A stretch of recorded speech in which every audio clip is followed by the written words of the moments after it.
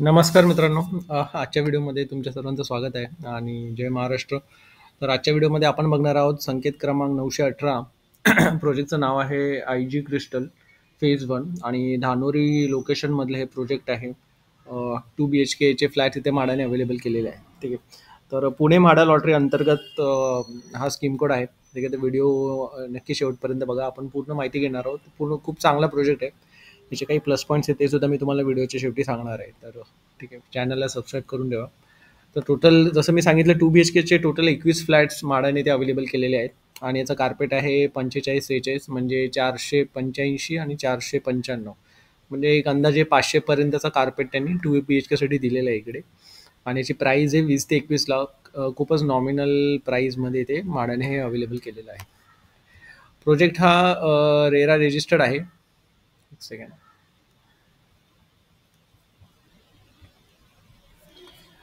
रेरावरती सुद्धा या प्रोजेक्टचं नाव तेच आहे, म्हणजे आय जी क्रिस्टल म्हणून आहे आणि याचं I G crystal phase one म्हणून असं नाव आहे त्याचं रेरामध्ये.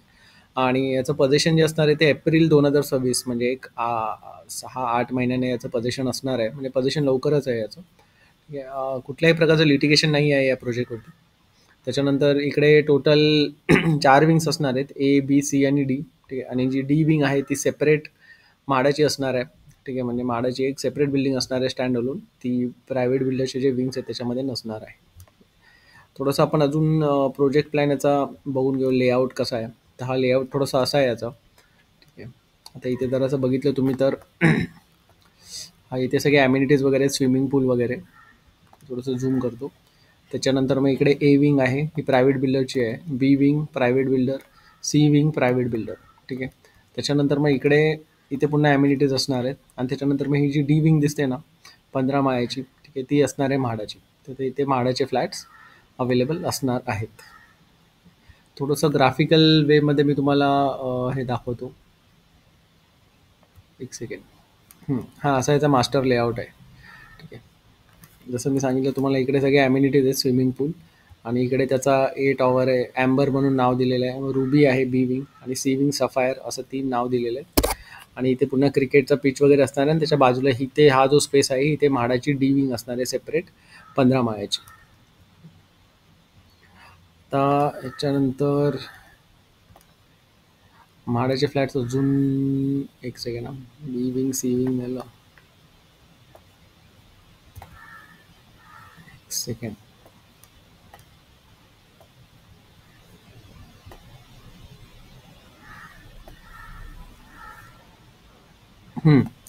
इथे डी विंगमध्ये म्हाडाचे ना प्रत्येक माळ्यावरती, म्हणजे म्हाडाचे जे फ्लॅट्स असणार आहेत ते फर्स्ट फ्लोअर ते 7th फ्लोअरला असणार आहे.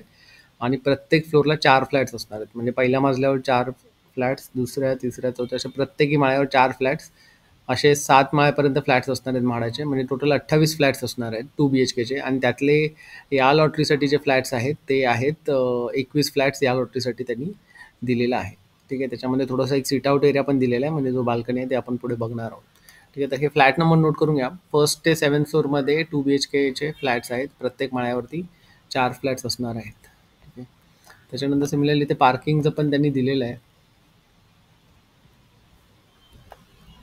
एक सेकंड आहे, मी सांगतो तुम्हाला. विंग ए बी सी आणि डी कुठे गेलं आहे? हां, हे बघा, पार्किंग विंग डी म्हाडा जी इथे लिहिलेली आहे ना त्यांनी, तर 14 कार पार्किंग आहेत आणि 28 स्कूटर पार्किंग आहेत. ठीक आहे. 14 कार पार्किंग आणि 28 स्कूटर पार्किंग.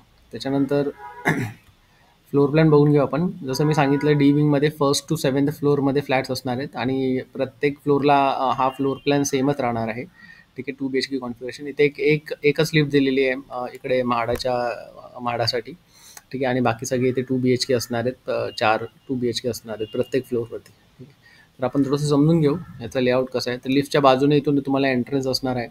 तिथून गेल्या गेल्या मग एक लिव्हिंग रूम असणार आहे आणि लिव्हिंग रूमच्या बाजूला इथे त्यांनी किचन दिलेलं आहे. ठीक आहे. आणि लिव्हिंग रूमच्या ऑपोजिट एक सिट आउट एरिया आहे आणि त्याला तुम्ही नंतर, त्याला वॉल्स नसणार आहेत पण त्याला तुम्ही वरून शेड टाकून कव्हर करू शकता. त्याच्यानंतर इथे लेफ्ट साईडला आलात की एक बेडरूम, एक कॉमन टॉयलेट, त्यानंतर एक मास्टर बेडरूम आणि त्याला एक अटॅच टॉयलेट आणि ते एक स्टँड आउट एरिया त्यांनी दिलेला आहे. ठीक आहे. तर हे असं कॉन्फिगरेशन आहे. ठीक आहे. याच्यामध्ये सिट आउट एरिया दिलेला आहे पण बाल्कनी नाही आहे. ठीक आहे. इथे या बाजूचा पण तसाच आहे. लेआउट लिव्हिंग रूम आहे. लिव्हिंग रूमच्या ऑपोजिट त्यांनी सीट आउट एरिया दिलेला आहे, म्हणजे ती बाल्कनी समजू शकता तुम्ही. नंतर किचन, टॉयलेट, 2 बेडरूम बाजूबाजूला आणि बेडरूमचा जो अटॅच टॉयलेट आहे तो. ठीक आहे. तर असं हे सगळं स्ट्रक्चर आहे.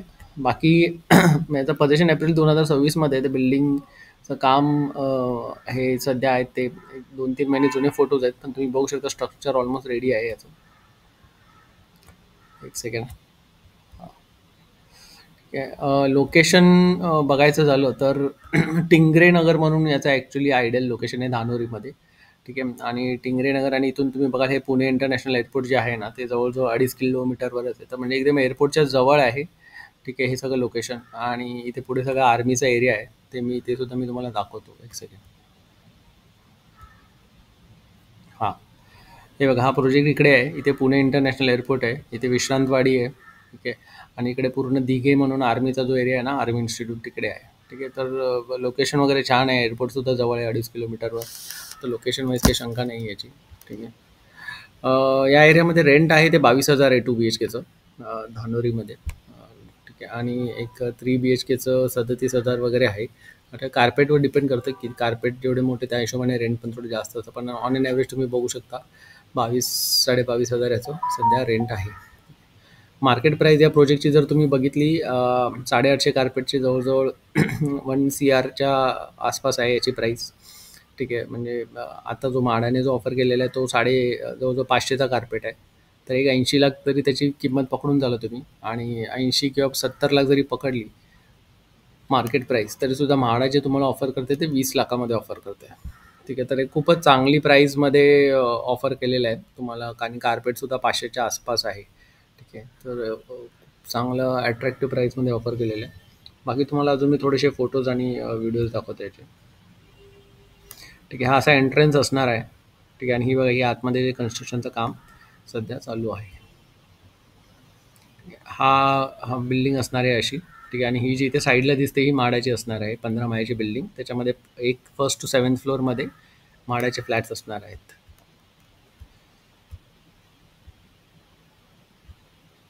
हे तर सगळं सॅम्पल फ्लॅट आहेत म्हाडाचे. हे सगळे अंडर कन्स्ट्रक्शनचे काही फोटोज आहेत. हा मास्टर लेआउट आपण डिस्कस केला, लोकेशन प्लॅन.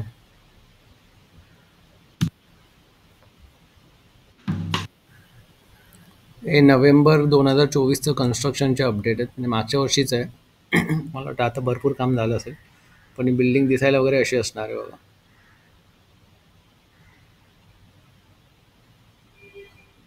त्याचं एलिव्हेशन वगैरे हे सगळं असंच असणार आहे.